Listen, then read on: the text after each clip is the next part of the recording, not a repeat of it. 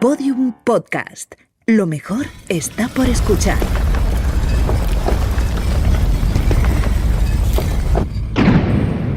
Dentro de la pirámide. Con Nacho Ares. Podium Podcast.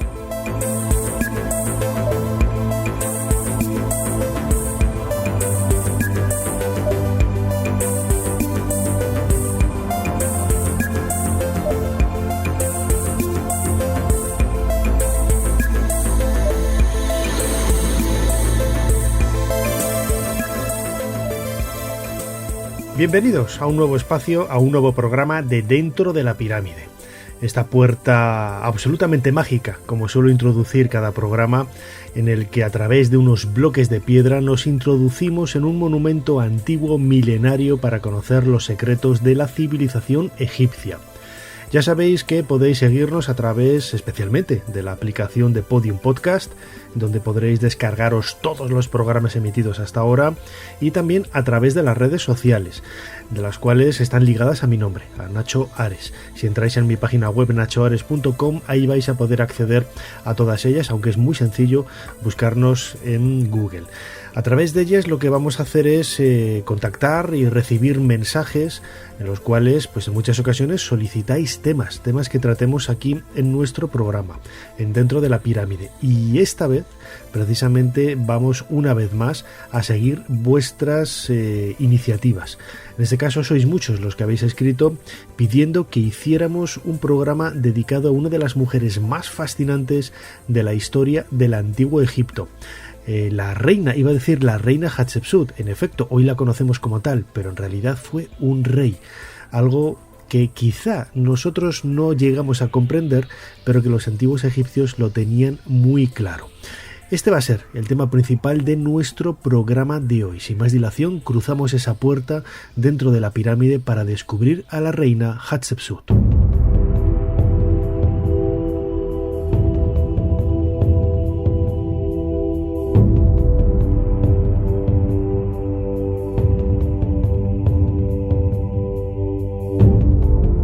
Nuestro viaje comienza en algún momento a comienzos del siglo XV antes de nuestra era.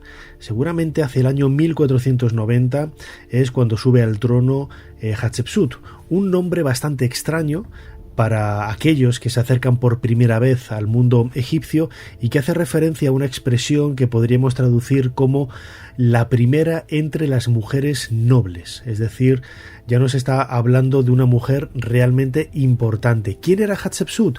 Bueno, pues era hija de Tutmosis I, uno de los grandes faraones de la historia de Egipto, y que a comienzos de la 18 dinastía, en este reino nuevo, pues ayudó a que luego la propia Hatshepsut protagonizara una de las etapas doradas de la historia de los faraones, una etapa de paz, de consenso, en donde hubo tiempo, que es quizá también otro de las etiquetas que ha marcado un poco el reinado de Hatshepsut, a poder realizar grandes construcciones, grandes empresas, grandes proyectos que la han convertido en una de esas protagonistas, como digo, del mundo de los faraones. Vamos a escuchar a Joyce Tildesley. Ella es catedrática de la Universidad de Manchester, en Reino Unido, egiptóloga, buena amiga, y esto es lo que nos cuenta sobre esa época dorada de la reina Hatshepsut, en la cual podemos descubrir muchos de esos elementos que acabo de definir. Hatshepsut's reign was one of the golden moments in the New Kingdom.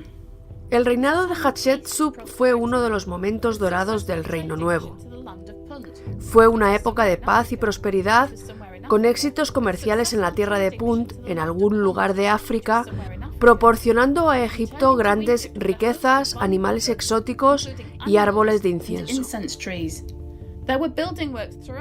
Realizó grandes construcciones a lo largo y ancho de todo Egipto y levantó numerosos obeliscos en el templo de Amón en Karnak, la antigua ciudad de Tebas, hoy Luxor. Lo más impresionante de todo es su templo funerario excavado en los riscos de Deir el-Bahari, en la orilla occidental de Luxor.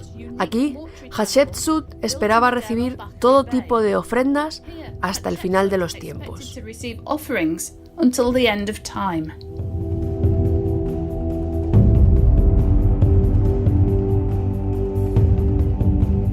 Quizá por ser mujer, quizá por ser rey faraón en un mundo de hombres, la figura de Hatshepsut ha marcado pues una línea muy gruesa en la historiografía y también en la literatura.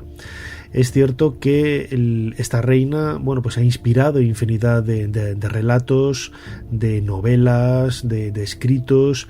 Quizá algunos podríamos definirlos sin ruborizarnos como libros absolutamente rosas que se alejan totalmente de la realidad, una realidad que tenemos que decir ha sido bastante sexista, porque siempre se ha visto en esa presencia de Hatshepsut como faraón en el trono de Egipto, pues una bandera adalí del feminismo, cuando realmente tenemos que entenderlo como algo totalmente distinto, ¿no? El concepto que tenían los antiguos egipcios de lo masculino y de lo femenino era completamente diferente a como lo tenemos en la actualidad, y esa es la razón por la que Hatshepsut, luego hablaremos un poco más de ello, se presentó ante sus súbditos como un varón, aunque realmente fuera una mujer, que es algo que a nosotros no nos entra en la cabeza, pero que realmente pudo darse y se dio en efecto en el antiguo Egipto. Uno de los últimos trabajos literarios vinculados a la reina Hatshepsut es el trabajo de mi buen amigo Antonio Cabanas. Él es egiptomaníaco, egiptoloco, es un entusiasta del mundo de los faraones, podríamos decir también que debido a su proyección profesional y sobre todo a los trabajos increíbles que ha hecho en novela histórica y libros de divulgación del antiguo Egipto, también es un egiptólogo con mayúsculas. Su último trabajo, su última novela, publicada con Ediciones B, Las lágrimas de Isis, precisamente está dedicado a la figura de Hatshepsut, y a él le he preguntado por qué una mujer tan extraña, tan insólita, ha servido de fuente de inspiración para tantos autores como él mismo. En mi opinión, fundamentalmente porque es un personaje histórico, pero de primera magnitud, que está rodeado de enigmas, sin duda, ¿no? Porque conocemos bastante bien cuál fue el escenario en el cual se desarrolló su reinado, o aceptablemente bien, pero sobre ella pues existen muchas lagunas históricas que esto da pie, obviamente, pues a hacer cábalas o presunciones sobre lo que pudo ocurrir. Sin duda, lo que, en mi opinión, esta mujer destacó sobre todo fue por alzarse en un tiempo en el cual, pues como bien sabemos, el trono de Horus estaba siempre en poder de un varón, pues ella se alzó contra este poder establecido tradicional para gobernar a los hombres. De hecho, hay una frase que el gran visir Imeni dice y dejó expuesto en su tumba, y es que ante Hatshepsut todo Egipto bajaba la cabeza. Esto nos puede dar una idea del poder que tuvo esta mujer, que reinó en un mundo de hombres a los cuales sojuzgó sin ningún tipo de dudas, para además tener, en mi opinión, también un gobierno de los más destacados de toda la historia del Antiguo Egipto. Antes lo decía, ¿no? Quizás el elemento más llamativo con el que podemos comenzar esta charla sobre la reina Hatshepsut son esos elementos masculinos y femeninos que parecen imbricarse, parecen contradecirse a lo largo de su carrera. Fueron muchos años los que estuvo la reina Hatshepsut en el gobierno de Egipto, directamente pues más de una década, ¿no? Podríamos decir desde 1492 antes de nuestra era hasta el 1479 antes de Cristo. No son fechas absolutas, pero sí aproximadas para hacernos ver que, pues eso, entre 10-13 años ella estuvo sobre el trono de las dos tierras. Pero no siempre fue un hecho sencillo, no siempre fue realmente algo que podríamos definir de una manera pues muy didáctica, o por lo menos entenderlo tal y como podríamos esperar de cualquier aspecto de la historia de Egipto. Recordemos que cuando llegaron los primeros egiptólogos a comienzos del siglo XIX, Champollion, por ejemplo, en ese viaje que hizo en 1828, le llamó la atención ver sobre las paredes de algunos templos la figura de Tutmosis II con su, podríamos decir, esposa, rey también, Hatshepsut. Pero lo que le llamó la atención es que estos nombres femeninos estaban ilustrando estaban nombrando, mejor dicho, a una figura, una representación masculina. Y eso es lo que llamó la atención de una manera poderosa a todos esos primeros investigadores, ¿no? Que no alcanzaban a entender por qué razón Hatshepsut era hombre, era mujer, y eso es lo que estuvo haciendo pues que algunos egiptólogos trastabillaran sus trabajos en las primeras épocas. José Lul, profesor del máster de egiptología de la Universidad Autónoma de Barcelona, es quizá una de las personas que mejor conoce en nuestro ámbito castellano esta historia de esos elementos que combinan el mundo masculino y el mundo femenino a la hora de determinar cuáles eran los orígenes y cuál era la explicación que daba Hatshepsut a sus súbditos sobre todo lo que sucedía en la corona. Hay un periodo corto de la historia de Hatshepsut, una vez ella ya ha sido coronada, en el que se muestra como faraón, pero como faraón en realidad femenino, porque vemos cómo insinúa con claridad o muestra con claridad el pecho, los rasgos, vestimenta larga, o sea, se muestra como mujer, pero llevando parte de la parafernalia de un faraón, coronas y demás. Y paralelamente, claro, ella inscribe su nombre utilizando o haciendo referencia a ella, a sus títulos en femenino. O sea, ella es la reina de las dos tierras, ella es todo en femenino. Entonces, en este punto no hay en realidad ninguna anormalidad, porque se está mostrando como faraón femenino, pero a la vez en la escritura refleja ese género. La cuestión es qué ocurre más adelante. Si buscamos sus representaciones muy posteriores ya al año 7 y 8, las fechas inmediatas de la coronación, ella ya toma realmente la figura masculina y se designa en masculino, o sea que ya da ese salto cualitativo porque hay una realidad y es que Hatshepsut está en una enorme anormalidad que es la de que una mujer, en la concepción egipcia de lo que es la realeza, que una mujer se esté presentando como un rey. O sea, eso es incompatible en esa ideología y bastante le tuvo que costar hallar puntales que le permitiesen seguir en esa línea, ¿no? Deja bien claro que ella no tenía otra opción en la iconografía, en los textos propagandísticos, que seguir con la realidad de la mentalidad egipcia, y es que el faraón es un hombre. Es curioso encontrarse, por ejemplo, en el Metropolitan de Nueva York o en el Museo Egipcio del Cairo, esfinges del faraón Hatshepsut, pues en ocasiones con elementos femeninos, en ocasiones con elementos masculinos, ¿no? Llama la atención de cualquier visitante y de cualquier persona que se acerque a conocer esta realidad tan singular de la reina Hatshepsut. Explicaciones, como hemos escuchado ahora en voz de José Lul, hay muchas, ¿no? Pero también desde el punto de vista iconográfico hay algunos aspectos que llaman poderosamente la atención y que ayudan a explicar, por lo menos desde la perspectiva de un egipcio de hace casi 3.500 años, cuál es esa realidad. Joyce Tildesley nos lo cuenta. Sabemos que Hatshepsut fue una mujer porque se casó con su hermano Tutmosis II e incluso dio a luz a una niña. Cuando se convirtió en reina de Egipto, portaba el título de esposa real, pero cuando comenzó a gobernar el Valle del Nilo en solitario, se convirtió en rey de Egipto o faraón. Pero esto no suponía ningún inconveniente. No era la primera vez que una mujer gobernaba Egipto, pero sí había un problema a la hora de representarla como un rey artísticamente. Tradicionalmente, a los reyes se les representaba con el aspecto de un monarca joven y con cuerpo masculino. Para demostrar que se trataba de un faraón real, Hatshepsut se presentó a sí misma en el arte con el cuerpo de un varón, ropas de hombre y todos sus accesorios. Sin embargo, en la escritura siempre dejó claro que era una mujer. Naturalmente, esto confundió a los primeros egiptólogos en el siglo XIX que observaron sus representaciones en el arte y vieron en ella a un hombre. And believed her to be a man.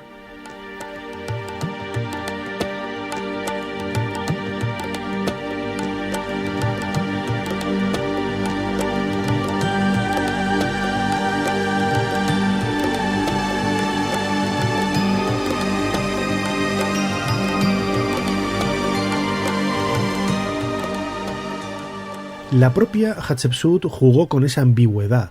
Ella sabía, escuchábamos antes en boca de José Lull y ahora en boca también de Joyce Tildesley, conocía esa ambigüedad o esa contradicción en la que ella estaba cayendo, ¿no?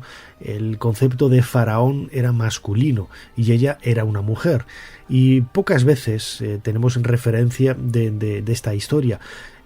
Quizás en un mundo sexista, en un mundo tan machista, es cierto que, por ejemplo, a la mujer en el antiguo Egipto siempre se la ha presentado como una mujer libre, que podía heredar, que podía divorciarse del esposo. Todo eso es cierto, pero había algunos elementos que acotaban de una manera extraordinaria el propio movimiento, ¿no?, de la mujer en la sociedad, una sociedad en la que el hombre siempre estaba por delante de la mujer, a pesar de todas esas ventajas que tenía la mujer egipcia en comparación, lógicamente, con otros contextos históricos, con otros contextos culturales o de civilizaciones de la antigüedad, ¿no?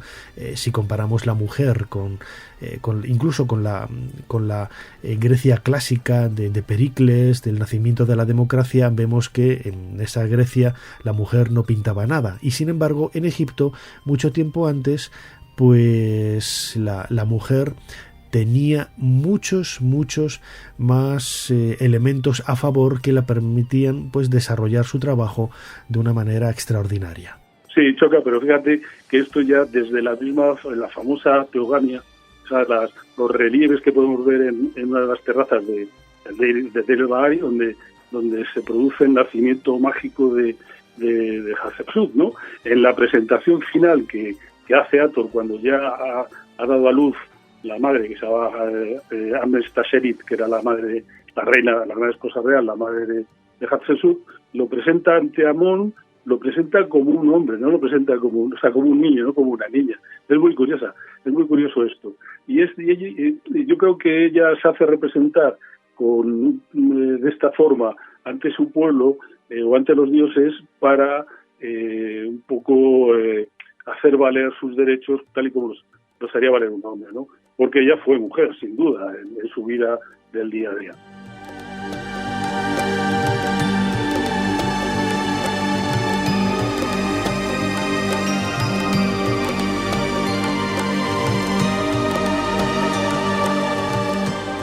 Escuchábamos de nuevo a Antonio Cabanas, autor de Las lágrimas de Isis, aportando algunos detalles curiosos sobre la iconografía que acompaña a la figura de Hatshepsut en algunos de los relieves, por ejemplo en el templo de Deir el-Bahari, ese templo funerario de la reina que la ha hecho realmente universalmente conocida, no solamente por la bondad de su reinado dentro de una estructura política, social, pacificada y que le permitió, alcanzar logros increíbles, sino también desde el punto de vista arquitectónico. Quizás es uno de los elementos, uno de los legados más populares, ¿no?, de la reina Hatshepsut. Se encuentra en la montaña tebana de Luxor, en la antigua Tebas, el lugar por donde se ponía el sol. Está orientado perfectamente hacia el Sancta Sanctorum del templo de Karnak, situado a varios kilómetros en la otra orilla del río, y nos hace ver esa conexión que había entre la orilla este y la orilla oeste para definir y dibujar el trazo del sol por el firmamento desde el amanecer en el templo de Karnak hasta su puesta en la orilla oeste de Luxor, detrás del templo de la reina Hatshepsut. Desde el punto de vista arquitectónico también es muy llamativo porque sigue el paralelo relativamente más pequeño que había del templo de Montuhotep, del Reino Medio, unos 600-700 años más antiguo, y que nos ofrece una imagen de un edificio en terrazas de ese circo rocoso en el cual está excavado el templo de la reina Hatshepsut. Son 3 terrazas, cada una relacionada con una serie de rituales determinados y con relieves que graban perfectamente la vida y la obra y los milagros, me atrevería a decir, de la propia reina faraón Hatshepsut. Pues bien, en uno de ellos, por ejemplo, vamos a ver uno de los mayores logros desde el punto de vista económico de este faraón, que fue la expedición al Punt. El Punt está en un lugar de África hoy desconocido, seguramente sea el Cuerno de África, Somalia, pero la descripción que se hace en los relieves que podemos ver en una de las terrazas del templo de Hatshepsut en Der el Bahari nos acerca de una manera muy intensa cómo veían los antiguos egipcios el África central, el África negra, pues a partir de esas cabañas, a partir de esos animales exóticos, de esos personajes también negroides que participan de las escenas y que pues interactúan con los antiguos egipcios para poder pues crear vínculos económicos que aparecen perfectamente grabados ahí. Una de las virtudes con que contaba el templo de la reina Hatshepsut es que en definitiva era un enorme jardín con árboles de incienso traídos precisamente de Punt, al igual que otros animales exóticos.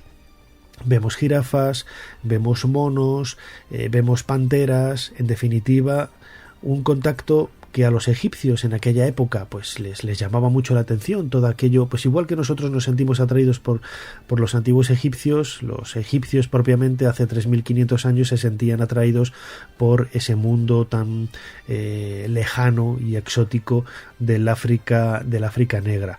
Algunos de esos relieves, ya a modo de anécdota, intentaron ser robados hace muchos años, se les pilló en la salida del aeropuerto del Cairo, y esa es la razón por la que los originales hoy están en el Museo del Cairo, en la plaza del Tahrir, y en el propio templo de Deir el-Bahari unos fragmentos son en realidad una copia de esos originales.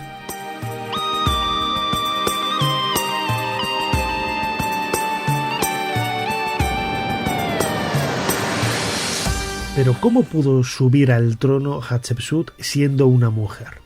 La tradición siempre había delimitado de una manera muy clara que fuera un hombre el que gobernara las dos tierras. Pues bien, la historia tiene su lógica y la historia tiene su razonamiento, también visto un poco desde los propios ojos de la reina Hatshepsut, que decía antes, la vemos hoy como la Dalí del feminismo, de la libertad de la mujer, etcétera, etcétera, y no tiene nada, absolutamente nada que ver con eso.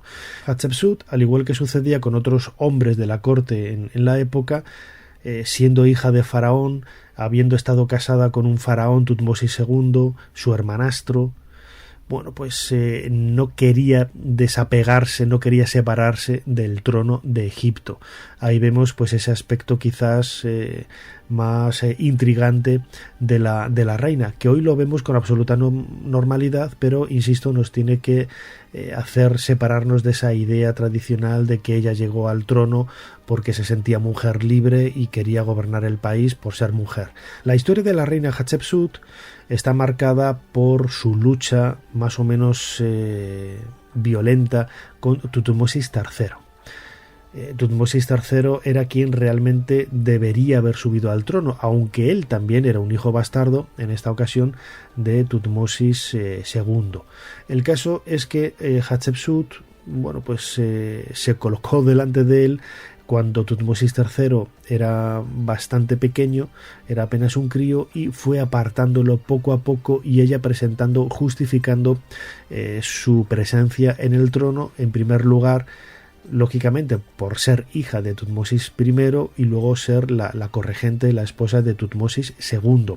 De esta forma es bastante singular, ¿no? que la encontramos en las representaciones en los templos como una mujer casada con Tutmosis II, pero al mismo tiempo ya representada como un hombre. Esto llama mucho la atención, lo decíamos antes, pero es en gran parte la explicación que podemos entender para poder explicar su ascenso al trono. José Lull, egiptólogo de la Universidad Autónoma de Barcelona, nos lo explica. Ahora, por ejemplo, sabemos que entre el año 1 y el 5 de Tutmosis III, el único que se representa en los templos egipcios es Tutmosis III. Todas las fechas, por supuesto, van vinculadas a él, pero en las inscripciones él es el brazo ejecutor del dios. Y para nada aparece Hatshepsut. Claro, esto es muy interesante porque ella reniega de esa hipótesis antigua que indicaba que Hatshepsut ya desempeñaba un papel preponderante. Pero entre el año 5 y 7 vemos en la documentación cómo ella ya empieza a jugar con la realeza, ya empieza a hacer uso de una fraseología real, aunque no se presenta como rey. Y en este caso, al principio ella determina que es importante asociarse a Tutmosis III, porque al fin y al cabo Tutmosis III es el rey legal de Egipto. Pero después realiza una jugada muy interesante. Hatshepsut dice, bueno, si yo quiero ser faraón, pongámonos en su cabeza, a lo mejor no me interesa asociarme a Tutmosis III. Entonces, ¿qué empieza a hacer ella? Empieza a apartar a Tutmosis III, deja de aparecer Tutmosis III en las escenas y en su lugar aparece Tutmosis II. ¿Por qué? Porque Tutmosis II había sido el marido de Hatshepsut, con lo cual ella busca esa legitimación a su posición a través de su marido. Pero claro, lo que hace es revivir al marido. El marido está muerto, pero en cambio en las representaciones aparece como si estuviese reinando, como si los dos estuviesen reinando. Después, por ejemplo, cuando ya Hatshepsut es coronada, ya estamos a finales del año 7 de reinado de Tutmosis III, en este momento ella decide aparecer en solitario en las representaciones. O sea, ahora ella se muestra como el único elemento que está en el trono de Egipto y como tal aparta por completo, bueno, ya había apartado a Tutmosis III. Durante los años de reinado de Hatshepsut hubo tiempo, en esos años de paz y en esos años también de crecimiento económico, de poder realizar varias obras. Quizás lo más llamativo de todo es el templo de Karnak. La erección de obeliscos en el templo de Karnak ya implicaba pues cierto apego de Hatshepsut al clero de Amón, quizás seguramente para buscarse su apoyo, porque no me cabe la menor duda, ni a ningún egiptólogo le cabe la menor duda, de que Hatshepsut, cuando llegó al trono, se encontraría con muros muy altos y sólidos que intentarían poner todos los obstáculos necesarios para derrocarla y apartarla, no sabemos si en favor de Tutmosis III o en favor de otro soberano. Lo cierto es que ella, bueno, pues aparte de ese templo maravilloso en terrazas de Der el-Bahari, ese templo funerario, también nos ha legado, bueno, pues esos obeliscos, casi medio decena, en el templo de Karnak, y algunos realmente extraordinarios, como el obelisco inacabado de la cantera de Asuán, que pesa casi 1.300 toneladas y medía en origen 42 metros. Hoy, como digo, está inacabado en esa cantera, le falta por cortar la parte inferior para extraerlo de la cantera de la roca madre del suelo de granito rojo, y se hubiera convertido seguramente en uno de los monolitos, de los obeliscos más grandes de la historia, sino el que más, por lo menos en Egipto. Lo que también nos está haciendo ver que en el reinado de Hatshepsut, del faraón Hatshepsut, bueno, pues todos esos argumentos políticos y económicos iban viento en popa en una sociedad en la que, a pesar de los problemas que ella tenía para mantenerse en el trono, realmente había otras personas que había a su alrededor que eran los que lo apoyaban, y entre ellos, sobre todo, destacó la figura de Senenmut.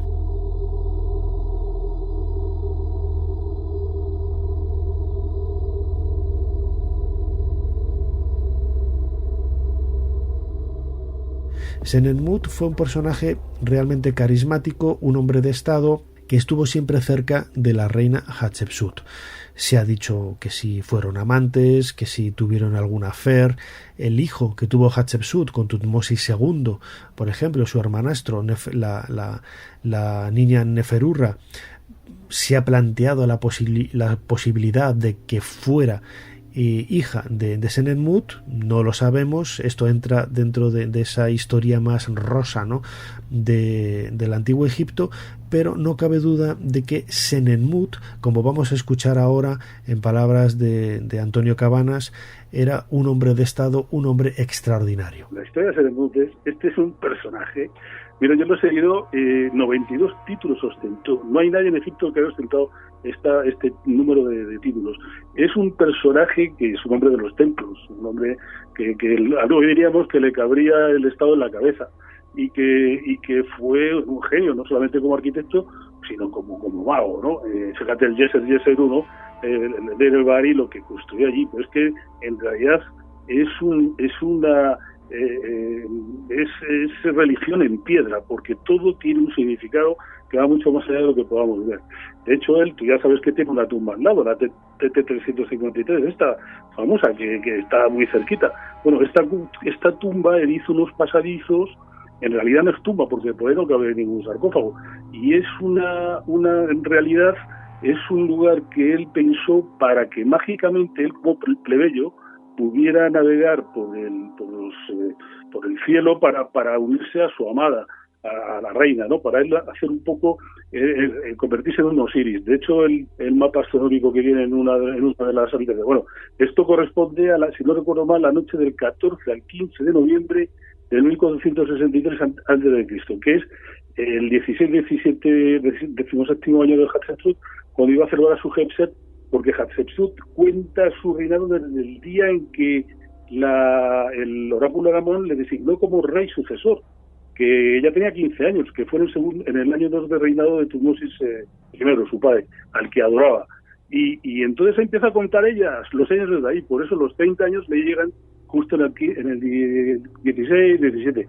Y para eso obviamente hace el-Bahari. Pero si tú te metes por esa tumba, luego llegas a una cámara que está, bueno, verás 2 ojos de Horus y con una serie de inscripciones que también están escritos un poco en retroescritura, para que solamente unos determinados sacerdotes pudieran invocarlos para producir esa magia que buscaban, ¿no? Pues ahí sí trazas una línea recta, 260 metros más adelante, va a dar a una de las capillas que está consagrada a Hatshepsut para que él se pudiera unir con ella mágicamente.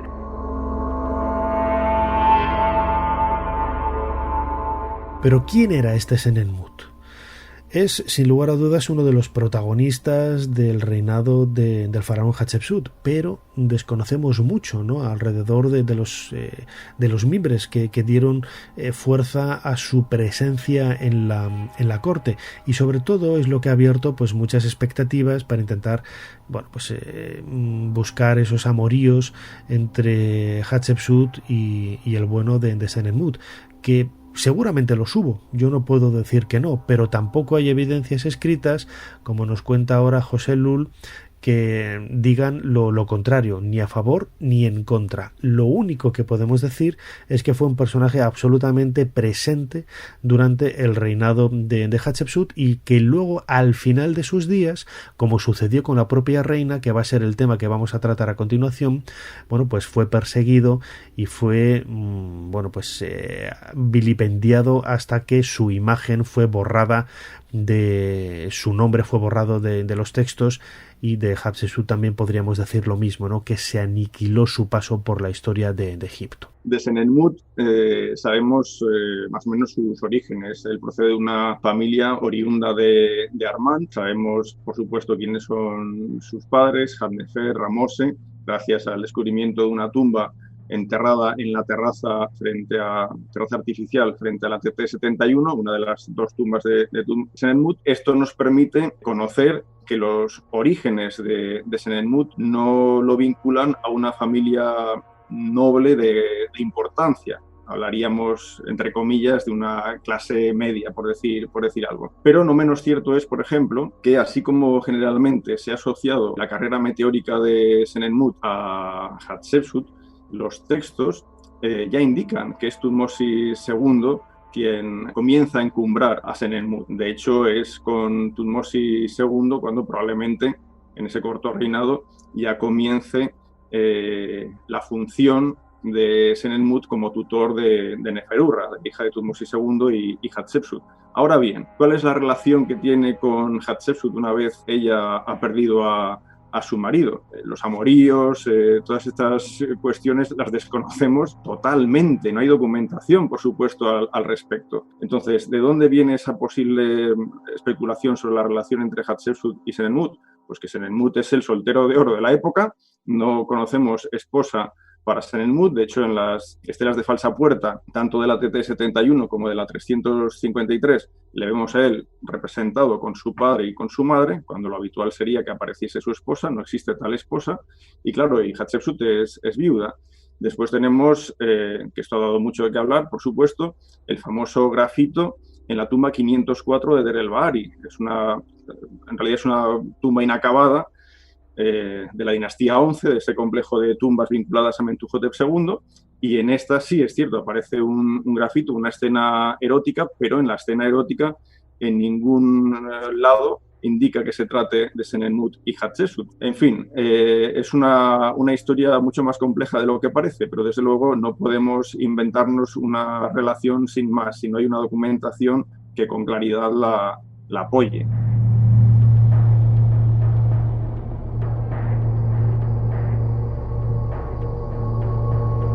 Podríamos preguntarnos, ¿cuál es la razón por la que después de tantos años de gloria, de paz, de campañas militares exitosas, de esos viajes con caravanas comerciales hasta Punt, tan victoriosos y en donde se había traído todo tipo de tesoros, para ellos seguramente estos árboles de incienso y los animales exóticos serían grandes tesoros, ¿por qué Hatshepsut de pronto es aniquilada del panorama histórico del antiguo Egipto? Hay que recordar que ella, por ejemplo, no aparece en las listas reales de la época. Por ejemplo, en la lista real que vemos en el templo de Abidos, el templo de Osiris en Abidos, una construcción de época de Seti I, no solamente no aparecen los faraones de la época de Amarna, entre Amenofis IV, Smenkhare, Tutankamón, Ay, etcétera, no solamente no aparecen ellos, sino que también ha sido borrada de la lista la reina Hatshepsut, que podríamos pensar que la han borrado por ser mujer. Quizás esta es la explicación más sencilla, ¿no? Lo llamativo de todo es que cuando Tutmosis III, el sobrino de Hatshepsut, que asciende al trono después de fallecer el faraón Hatshepsut, no persigue la imagen de su tía como podríamos esperar, ¿no? Es decir, ella quizás no fue un obstáculo a la hora de subir al trono Tutmosis III, no en el sentido de que no le apartara, como hemos dicho, que realmente le puso más de una zancadilla para que Tutmosis III ascendiera al trono de las dos tierras, sino que Tutmosis III llegó al trono y llegó bastante calmado y dijo, esta es mi oportunidad, vamos a aprovecharla y vamos a olvidar un poco el pasado. Y sin embargo, es al final de sus casi 20 años de reinado de Tutmosis III cuando decide de una manera tajante y misteriosa borrar la memoria de su tía, es decir, borrar la memoria de su predecesor. Es una pregunta que se han hecho en muchas ocasiones los egiptólogos y que José Lul tiene algunas explicaciones para poder entenderlo. Una explicación que se ha barajado, no podemos confirmarla, pero se ha barajado, es que al final de su reinado, Tutmosis III reina 54 años, pues al final de su reinado, él estima oportuno romper cualquier opción de que por parte de alguna línea vinculada a Hatshepsut haya una posible reclamación del trono de Egipto. Claro, ¿cuál es nuestro problema? Pues que en realidad el árbol genealógico que conocemos para la familia de Hatshepsut es tremendamente limitado, pero es evidente que hay muchos más miembros de los que no tenemos información. Entonces es posible que esta actuación vaya en ese sentido, asegurar, por una parte, que Amenhotep II ascienda, el hijo de Tutmosis III, ascienda al trono de Egipto, y por otra parte, cortar de raíz cualquier posibilidad de que algún familiar vinculado a Hatshepsut pueda reclamar el trono. Y claro, digo que es la mejor opción porque en realidad no se nos ocurre ninguna otra. Es muy difícil pensar en otro motivo, porque es evidente que aquí no hay una venganza. La venganza se hubiera producido en el año 22-23. A partir de ese momento hubiera habido venganza. En cambio, en absoluto hay venganza. Vemos cómo figuras relevantes como visires, como otros puestos del alto funcionariado egipcio, continúan sin ningún problema entre Hatshepsut y Tutmosis III. O sea, es que no hay realmente ningún problema.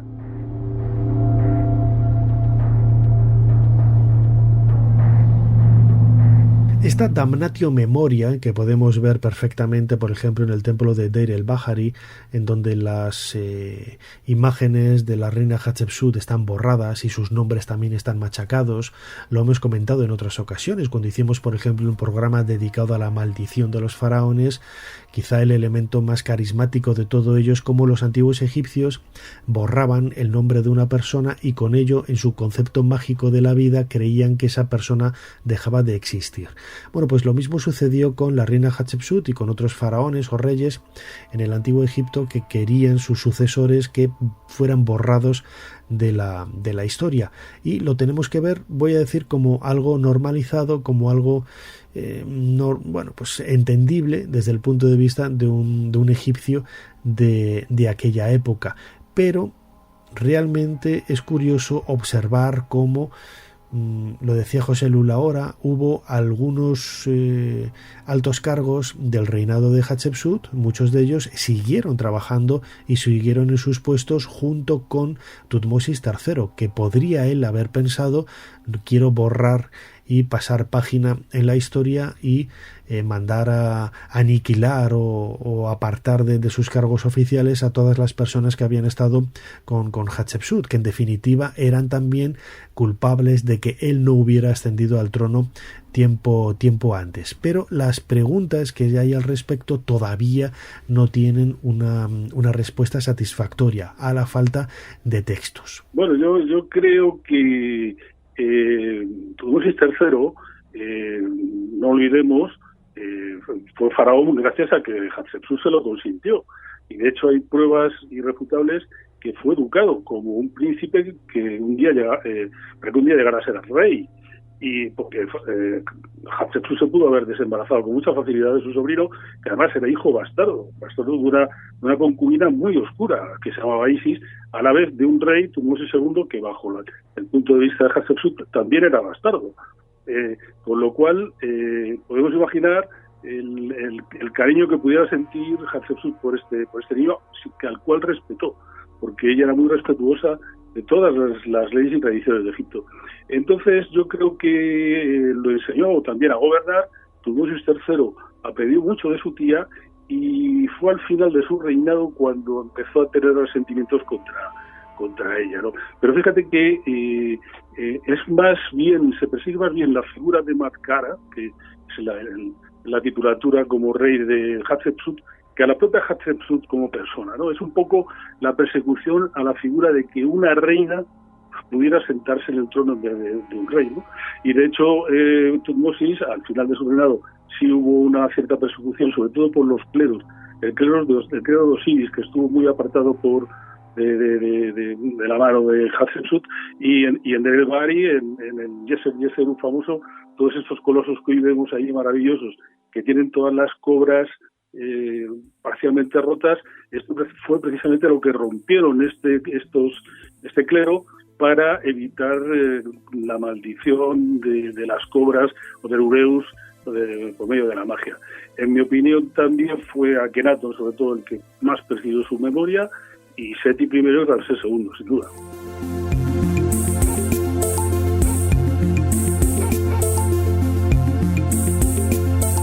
La historia de Hatshepsut es quizá una de las más fascinantes del pasado, no solamente de la historia de Egipto, sino de todo el mundo antiguo, seguramente por la cantidad de enigmas que hay alrededor de su biografía, no solamente de cuál fue la razón última por la que ella pudo abrirse hueco para llegar al trono de Egipto, sino también porque esa persecución final. Recordemos que la reina Hatshepsut cuenta con una tumba en el Valle de los Reyes, la KV20, una tumba que en un principio parece que estaba pensada para que el pasillo cortara la montaña y se extendiera de una manera absolutamente elongada hasta alcanzar en el otro extremo de la montaña tebana el templo funerario de Deir el-Bahari de la propia reina Hatshepsut, de tal manera que ella estaría descansando debajo de su propio templo funerario.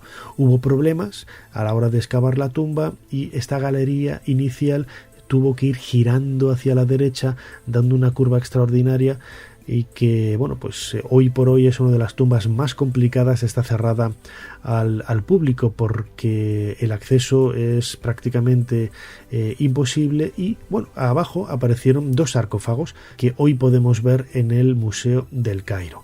Estas joyas fueron descubiertas por Howard Carter a comienzos del siglo XX, el mismo descubridor de la tumba de Tutankamón, y venían a corroborar muchos de los enigmas, ¿no?, que hay alrededor de esta mujer, que ya se hizo construir otra tumba en el extremo sur del valle de la montaña tebana, mejor dicho, ¿no? Una tumba que seguramente nunca fue utilizada, pero que apareció con restos materiales que señalaban a Hatshepsut como la persona que iba a descansar eternamente en esta sepultura.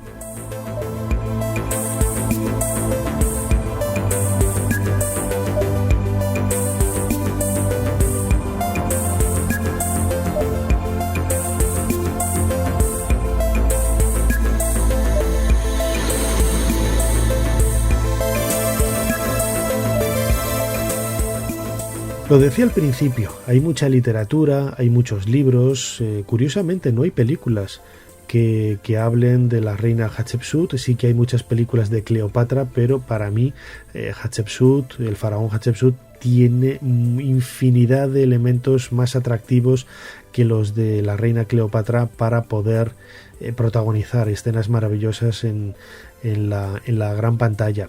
Pero nos tenemos que quedar con esa literatura, con esos libros de historia y sobre todo esas referencias que nos acercan a una mujer singular del siglo XV antes de nuestra era, que lo dio absolutamente todo, con intrigas, con valentía, con infinidad de obstáculos, intentando solventarlos para llegar a lo que ella siempre pensó y tuvo entre ceja y ceja, que era la idea de convertirse en faraón. Una idea seguramente idónea, o por lo menos justificada, por ser hija de monarca, por ser la esposa de un monarca, y por qué no, ella podría romper los moldes en aquel momento para poder hacer que otras mujeres después de ella se convirtieran en faraón, aunque, insisto, esto no entraba dentro de la dinámica de pensamiento de los antiguos egipcios.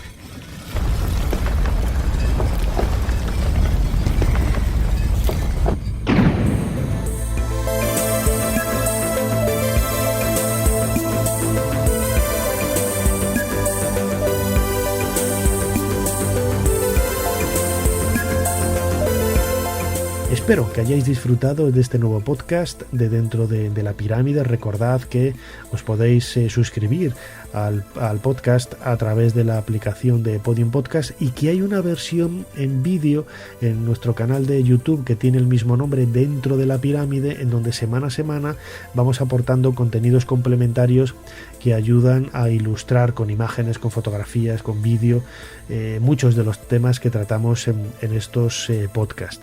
Suscribiros a este canal Dentro de la Pirámide también en YouTube, y por supuesto aquí en la aplicación de Podium Podcast, aunque ya sabéis que el audio también lo podéis descargar a través de otros agregadores de audio que hay en internet. Como siempre, muchísimas gracias por estar ahí. Soy Nacho Ares y no me queda más que agradeceros una vez más vuestro seguimiento, y nos seguimos escuchando aquí dentro de muy poco, Dentro de la Pirámide.